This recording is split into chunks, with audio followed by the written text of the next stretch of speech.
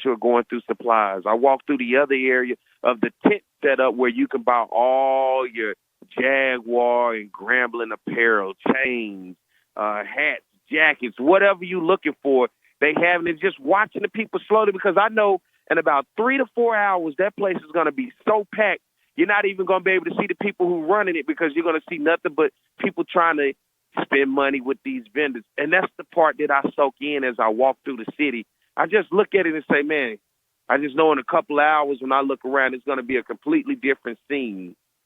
So let me ask Mike. Mike, you up in the studio. Did we get everything straight with the sound? Everything is good for the people? Yeah, we have everything set. I just had to include the audio, with the new system and stuff. This, I think, your second time out of studio with this new system, so I'm trying to figure that out. But I got it all done now.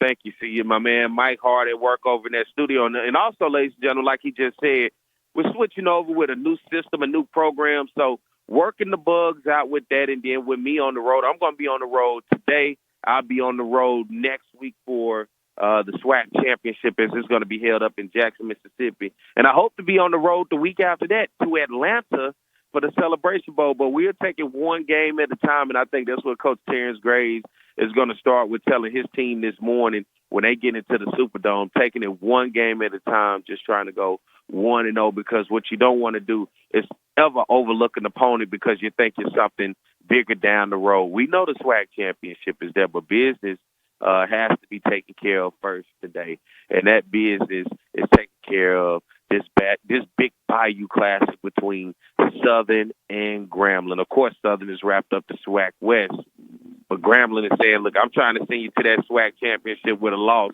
and Southern needs all the momentum that they can have as they roll into that thing. And listen, I told you guys I was going to tell you how monumental this ball game is to me. And I think for most of you who are listening, who have attended the Bayou Classic and who have ties to Southern and Grambling, you can attest to this. Now, myself personally, I don't have any ties to Southern University. Nobody in my family went to Southern. Nobody in my family even lived in Louisiana or lives in Louisiana. So Louisiana was a foreign place for me. But during Thanksgiving, as I was growing up, my uncle, my aunt's husband, who's married to the family, went to Grambling.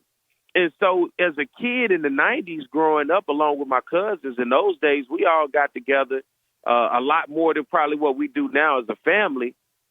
And I could just remember, without knowing, that we would have Thanksgiving dinner, and then Friday morning they would just dip. And then they would leave my cousins and I. And then I know when the game came on Saturday, we didn't know what game it was. The television just automatically changed. And before you knew it, we was watching this football game of these two schools, one school in blue and gold and the other school in black and gold with a little red trim. So we're watching this game, and we don't understand, but as we getting older throughout the 90s, it starts to make sense. Okay, this is Southern, this is Grambling, this is the Bayou Classic. I still don't know what the hell this is, but okay, it starts to be ingrained in us that, okay, this is what we're watching, Southern Grambling. We don't know what they're doing or who they are, but and as I got older, now I'm starting to wonder, as we're paying attention, because now my cousins and I talking, we want to go to New Orleans. We've been watching it on television. We've been hearing the stories, and when they come back about how good of a time it was. So at this point now, we're having that conversation saying we want to go to New Orleans. And as the years went by, you know what they kept telling us? You're not ready. You're too young. It ain't your time. And we never understood or never knew how busy and how chaotic this city could be for a child. So us not knowing, we just think they don't want to take it. So I'm finally, the year's probably about 99 or 2000, finally old enough for all of us, because my cousins and I, we're all around the same age. Finally old enough for all of us to finally ask, hey, can we go this year? And guess what? We finally got the answer, yes. They looked around, I guess, was like, all right, y'all old enough. So the first thing I did, and if you can recall these days, I might be showing my age a little bit, but I went to Walmart and I bought a little Kodak camera. And it's the old school Kodak camera. I don't know if y'all remember. It had the film in it. You had to roll this little knob at the top, You had to wait on the sound, and then this light would come on, and then you take your picture. Man, I brought that thing. I took pictures all the way on the drive down here. I took pictures all around the city, everywhere we went, from the Superdome to just walking the streets, being by the Hyatt Hotel. For me, it was a moment that captured me just to see, wow, this is what I've been seeing on TV. And so we finally get to the game, and, of course, we sitting on Grambling side because of my uncle. And but when something magical happened that day, I never forget Southern's band ended up playing with Mystical for halftime, which Mystical at that time, coming out of the 90s into the early 2000s, was the hottest thing around, right? The hottest thing around. So he goes and performs with Southern's band, and they rock the crowd. And then the way Southern won that game and the way they sealed that game with the big play at the end, listen, that place went completely crazy. And it was my first time in my life, honestly, where I looked around a building for a sporting event and I saw 70,000 plus people who looked like myself as a black person, as an African American, enjoying themselves, having fun. And I had never been to a venue where when you looked around, that's what you saw. And they was in there supporting these two schools, Southern and Grambling, because the way Southern won, the way the band performed. When I left this place, I bought some Southern stuff, and I went back and I talked about Southern. My family kept asking, what did they do to him down there?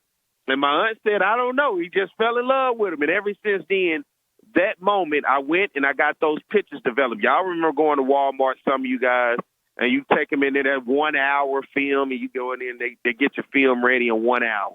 I still have those pictures to this very day of that memorable moment, because when I left, all I did was talk about Southern. When I went back to school, all I talked about was Southern. And I think everybody that knew me from that point growing up was like, hey, this dude going to Southern. And so it feels almost like destiny to come back full circle to say that was the type of experience that I had, and now here I am able to share that experience with you guys and talk about how big this game is, because I was a kid not knowing anything, but that moment within itself in time captured me and ultimately took me to Southern University, where I got my degree, where I bettered my life.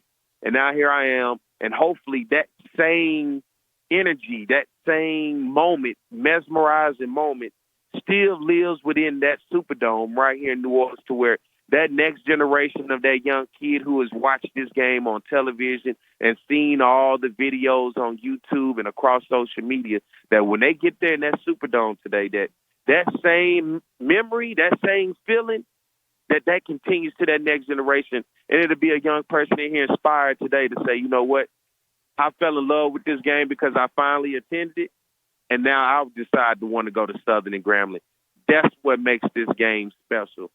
That is the epitome of what the Bayou Classic is. It is not just a game. It is an experience, and that experience can also be life-changing. And here I am because of that experience. It changed my life. It brought me to Louisiana with no family, no ties, no nothing. But I just knew I wanted this to be my family. I wanted to have ties to it. And now here I am years later, being able to do it as a graduate of Southern University and as a voice to be able to share with you guys about Southern University, about the SWAC, about the Bayou Classic itself, and about how memorable an experience just like this game right here can be to a young person, to inspire them to want to do better in life, to inspire them to get an education, and most of all, to inspire to keep on the legacy and the tradition of what the Bayou Classic is. For 51 years, that's where we at with it.